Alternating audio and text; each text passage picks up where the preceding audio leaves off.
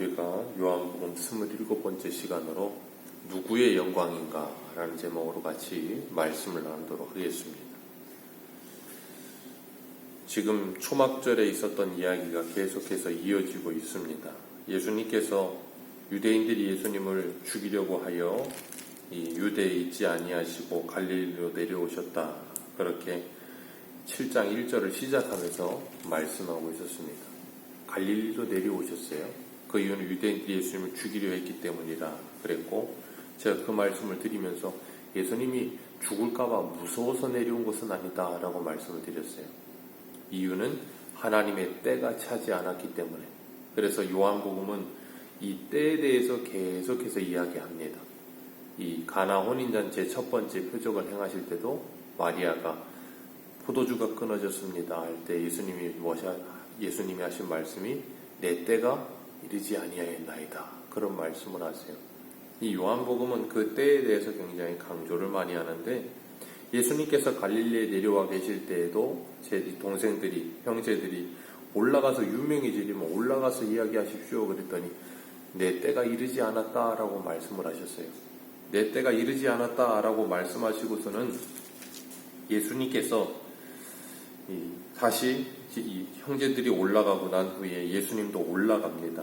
6월절에 이 초막절을 지키기 위해서 올라가는데, 명절 중에 유대인들이 예수님을 찾아요. 왜냐하면 예수님이 유명해졌거든요. 예수님이 오병이어의 표적을 행하시기도 하고 이 여러 가지 표적들을 행하시는 일들을 사람들이 소문을 듣고 나서 이 초막절에 모여들어서 야, 그 유명한 예수 어딨냐 그러고 찾는 거예요. 그런데 이 12절에 보면, 우리 12절을 같이 한번 읽어볼까요? 오늘 본문 위에 12절입니다. 시작. 예수에 대하여 우리 중에서 수고를 많아 어떤 사람은 좋은 사람이라 하며 어떤 사람은 아니라 우리를 이용한다 하라. 네. 예수님을 찾으면서 사람들이 수군거립니다. 그러면서 뭐라 그러냐면 두 부류로 나누어지죠. 어떤 사람들은 예수님이 좋은 사람이라 하고, 어떤 사람들은 아니다, 예수라고 하는 그 사람은 사람들을 미혹하는 사람이다. 그렇게 이야기를 하는 거예요. 꼭 이 두 부류의 사람들만 있었겠습니까? 많은 사람들이 있었으니까. 좋은 사람이다, 미혹하는 사람이다, 아예 잘 모르겠다 그러는 사람도 있을 거고, 좋기도 하고 아닌 것 같기도 하다, 아리송하다는 사람도 있었을 것이고, 수많은 사람들이 있었을 거예요. 그 사람들이 모두 다 예수님에 대해서 이 자기들의 기준을 가지고 판단을 하는 거예요. 그죠? 그런 것처럼 우리들도 이 세상을 살아가다 보면 사람들이 수많은 사건들과 상황과 사람들을 만날 때 다 각자 자기의 소견에 오른 대로 자기의 기준대로 판단합니다. 예수님을 사람들이 판단을 해요. 이 말도 안 되는 일이죠. 그런데 하나님이신 그 예수님을 사람들이 판단하면서 좋은 사람이다, 미혹하는 사람이다 그러고 있어요. 우리들도 이 세상을 살다 보면 오늘날에도 수많은 사람들이 판단하잖아요. 정치인들, 서울시장 선거 준비 때문에 사람들이 판단하고, 그리고 다른 수많은 일들 때문에 판단을 하고, 그 판단을 하는데 사람들이 다 분명히 사람은 그 사람 한 사람이에요. 똑같은 사람입니다. 그런데 이쪽에서는 이렇게 판단하고 저쪽에는 저렇게 판단하고 다 달라요. 판단의 기준이. 그런 것처럼 이 세상의 사람들은 다 자기가 기준이라 그래요. 그게 왜 그런가 하면 아담과 하와가 선악과를 먹은 이후로 자신이 기준이 되어버렸거든요. 자신이 하나님이 되어버리다 보니까 그런 기준이 자꾸 생기는 거예요. 그런데 우리들은 내가 기준이 아니고 하나님이 기준이요 하나님의 말씀이 기준되어 살아야 될 줄로 믿습니다. 그런데 참 신기한 건 똑같은 성경을 봐도 서로 해석이 달라요. 판단이 다릅니다. 그게 참 신기한 거예요. 그렇기 때문에 성경에서 하나님이 우리에게 말씀하시고자 하는 그 원뜻이 무엇인가 그걸 찾는 일이 중요해요. 그래서 그렇게도 이 원어를 찾기도 하고 영어 번역본을 보기도 하고, 가장 중요한 건 칼빈이 말했던 것처럼 성경이 성경을 해석하게 하는 방법이에요. 그 말은 신구약 성경 전체에서 하나님이 우리에게 무엇을 말씀하시고 있는가에 대한 큰 대전제를 아는 거예요.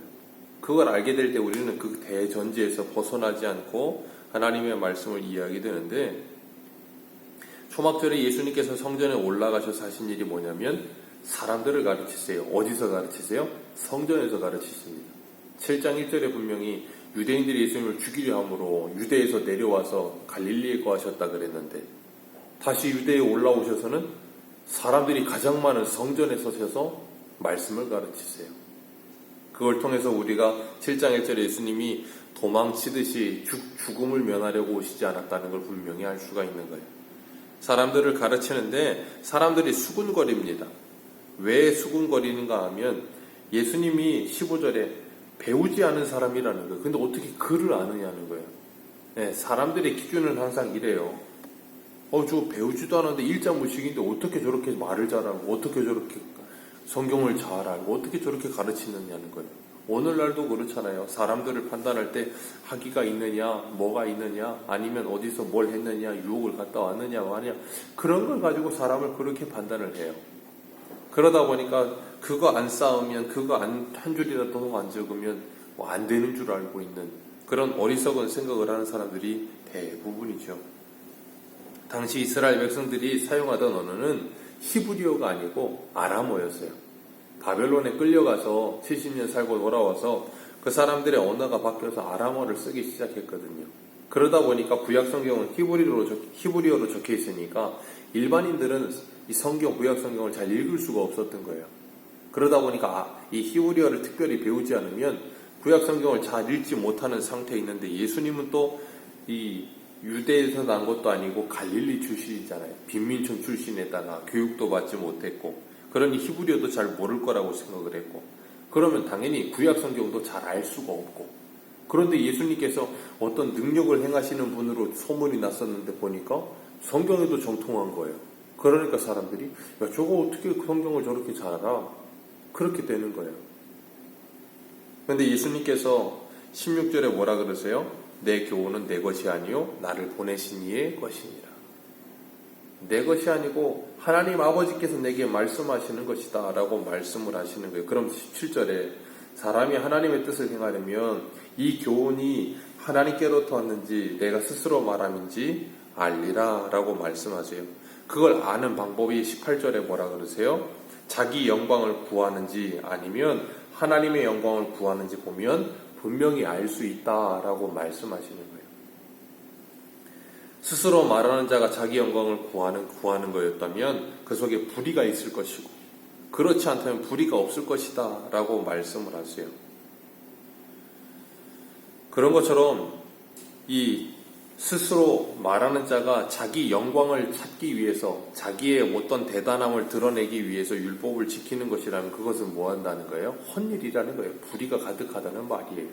그러니까 무엇인가 하나를 해도 세상 사람들이 그러잖아요. 호랑이는 죽으면 가죽을 남기고 사람은 죽으면 이름을 남긴다고 하는데, 자기 이름의 영광을 위해서, 그러니까 신앙생활을 해도 신앙생활을 열심히 하고 최선을 다해서 하는 이유가 하나님의 영광이 아니고 자기 영광인 사람들은 뭐예요? 자기의 의로움을 드러내고 자기의 영광을 드러내고 이름을 드러내려고 신앙생활을 하는 사람들이 없을 거예요.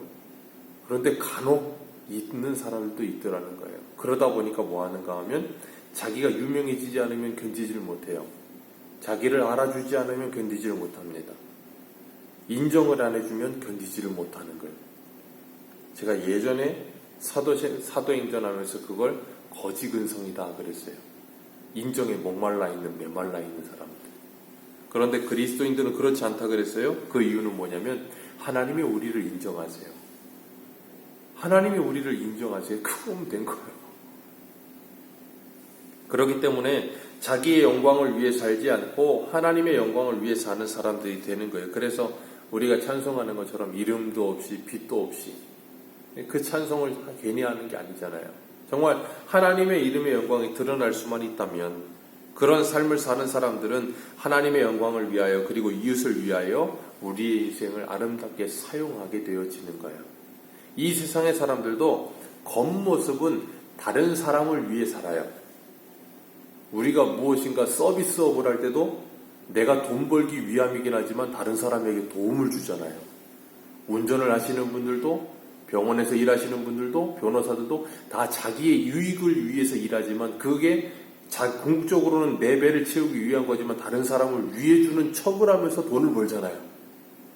이 세상의 사람들은 그런 기본적인 밑에 베이스가 잘못됐지만 그리스도인들은 그 베이스가 뭐예요? 정말 하나님의 영광과 이웃을 사랑하는 마음으로 그 일을 하는 거예요. 그러다 보면 뭐예요? 그 모든 것 안에서 하나님은 우리에게 더 하시는 거예요.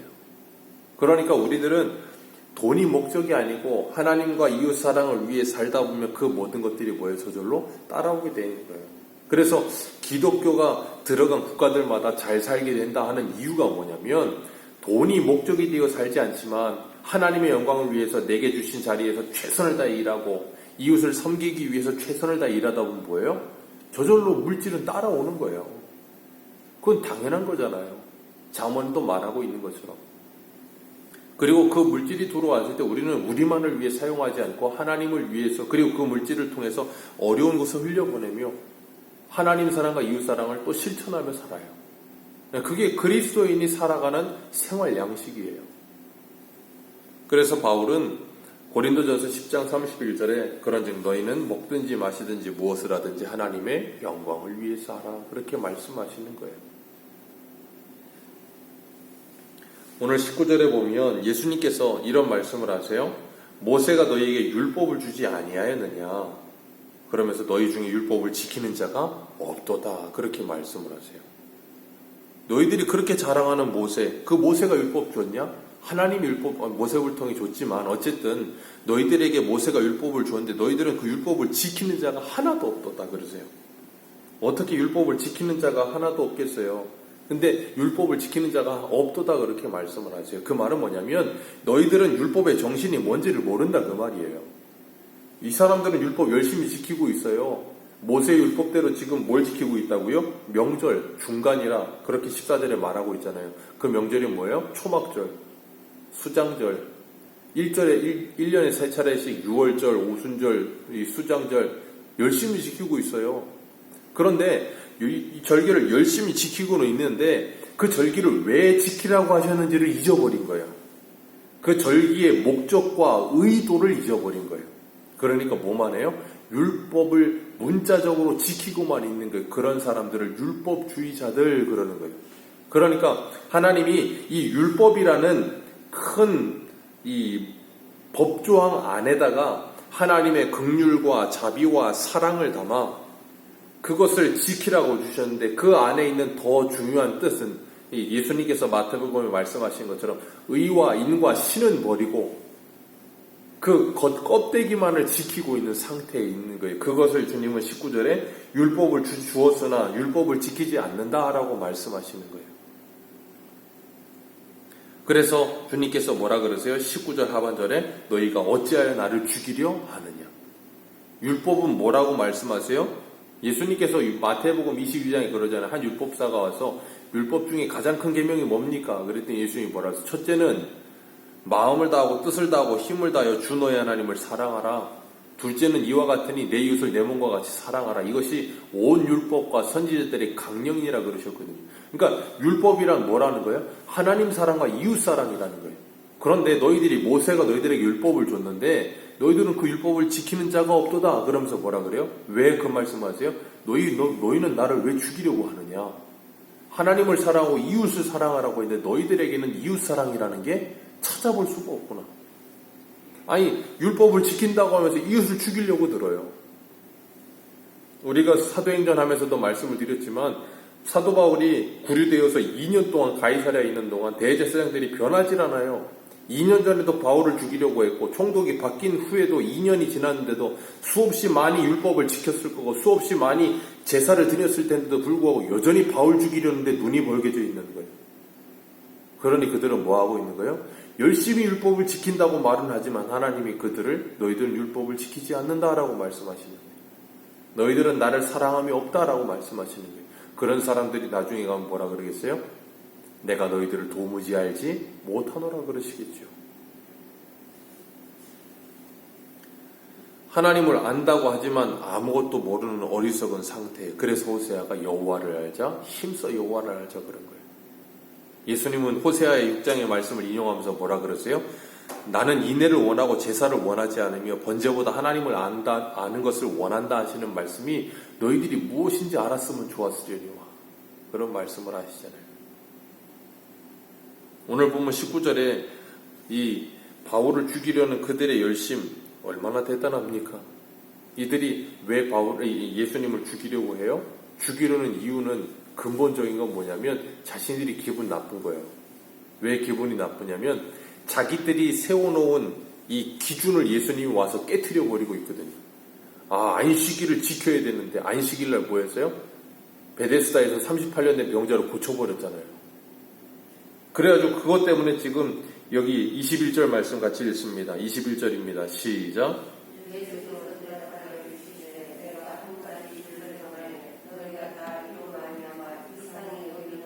이 한 가지 일이 뭐냐면 베데스다 그 연못에 들어가려고 했던 그 38년 된 병자 고친 그 일을 말씀하시는 거예요. 내가 그 일을 행하니까 너희들이 나를 이상하게 생각하는도다 그렇게 말씀하시는 거거든요. 그 일을 언제 행하셨다고요? 안식일날. 예수님이 오셔가지고 병자들을 고치실 때마다 의도적으로 안식일날 회당에서 뭐 하시다가 계속 일을 하셨잖아요. 그 이유가 뭐였냐면 안식일이 뭘 의미하는지 아느냐? 내가 누군지 아느냐? 그 말씀하신 거예요. 너희들은 안식일을 지킨다고 하는데 너희들에게는 안식이 없다를 말씀하시기 위해서 의도적으로 말씀하신 거예요. 나는 여기 와서 안식일의 주인이요 안식일 자체인 나는 너희들에게 안식과 평안과 너희들에게 이 기쁨을 주려고 너희들을 죄에서 그리고 너희들을 묶고 있던 모든 것들로부터 자유하게 하기 위해 온 자다라고 말씀하시기 위해서 그 일을 행하신 거예요. 근데 그들은 자기들이 세워놓은 그 규범과 전통을 예수님이 지키지 않는다는 이유로 예수님을 뭐예요? 죽이려고 드는 거예요. 그러니까 초막절을 지키면서도 예수님이 뭐 하려고 한다고요? 죽이려고 하는 거예요. 그러니 그들이 율법을 지키는 거야, 안 지키는 거예요? 안 지키는 거예요. 그런 사람들에게 너희들은 율법을 지키지 않는다 그러면 뭐라 그러겠어요? 우리는 율법을 지킨다. 네가 율법을 안 지키는 거다라고 말을 하는 거예요. 누구의 기준으로? 시작하면서 말씀드렸죠. 자기의 기준으로. 그러니까 로마서 10장 2절과 3절에 내가 증언하노니 그들이 하나님께 열심은 있으나 올바른 지식을 따름이 아니니라. 하나님의 의를 모르고 자기의 의를 세우려고 힘써 하나님의 의에 복종하지 아니하느니라. 그래서 예수님께서 그 안식일과 할례에 대해서 말씀하시면서 안식일에 일하지 말라고 했는데 너희들은 모세율법을 지키려고 난지 8일 되면 할례하라고 행하라는 말씀 때문에 생각해 보세요. 사람이 낳는데 8일째 되는 날이 안식일이에요. 그럼 어떻게 해야 돼요? 일을 하지 말라고 했는데 할례는 행해야 되겠고 어떻게 해요? 그러니까 이 사람들이 뭐 한다는 거예요? 너희들이 안식일에도 할례를 행하지 않느냐. 그래 그 율법 지키겠다고 안식일을 범하면서 너희들이 할례를 행하면서 나는 그 안식일에 사람을 온전하게 하는 일. 그래서 23절에 말씀하시잖아요. 내가 안식일에 사람의 전신을 건전하게 하는 것이 너희들을 노엽게 하는 그 일이 되느냐라고 말씀하시는 거예요. 너희들도 안식일에 할례 행하지 않느냐. 근데 안식일에 할례를 행해 사람을 정결하게 하는 그 행위를 행하는 것과 안식일에 38년 된 병자를 고쳐서 그 전신을 자유하게 하고 그를 고쳐준 것과 무엇이 더 옳은 일이냐 그 말씀하시는 거예요. 무엇이 그 사람에게 안식을 주는 일이냐라고 말씀하시는 거예요. 오늘날도 사람들이 이렇게 주객이 전도된 모습으로 안식일이 사람을 위해 있는 것인데 사람을 위해 안식일이 있는 것처럼 주일이 사람을 위해 있는 것인데 사람이 주일을 위해 있는 것처럼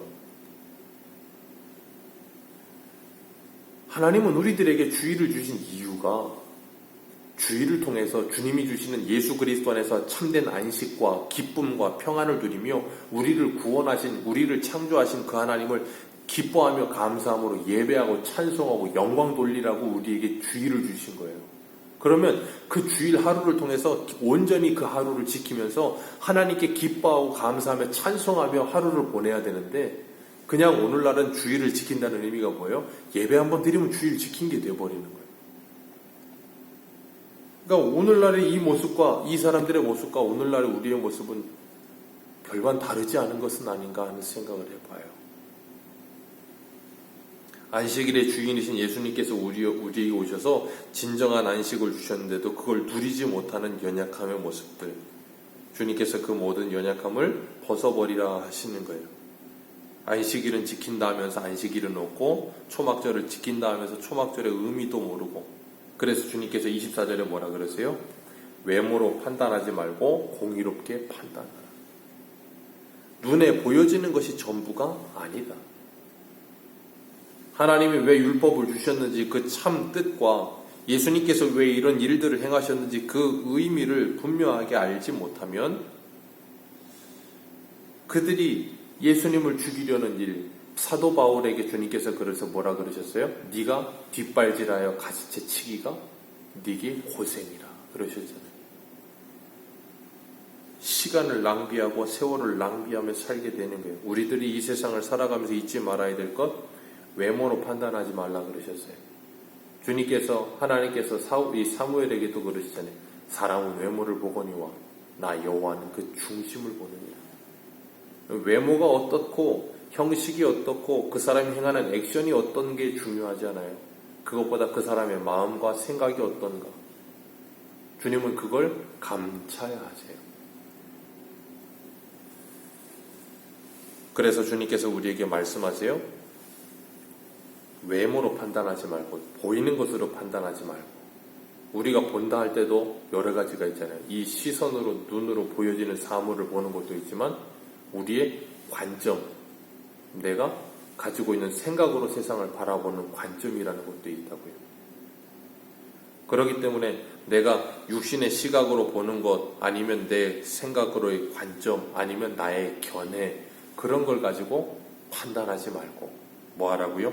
공의롭게 판단하라. 이 참 어지럽고 참 혼란한 시대를 우리가 살고 있어요. 이런 시대 속에서 우리들이 이 시대를 믿음으로 하나님의 말씀 안에서 분별하며 올바르고 공의롭게 판단하면서 하루하루를 살아가면서 하나님께 영광 돌려드리는 저와 여러분들이 되시기를 주님의 이름으로 축복합니다. 기도하겠습니다.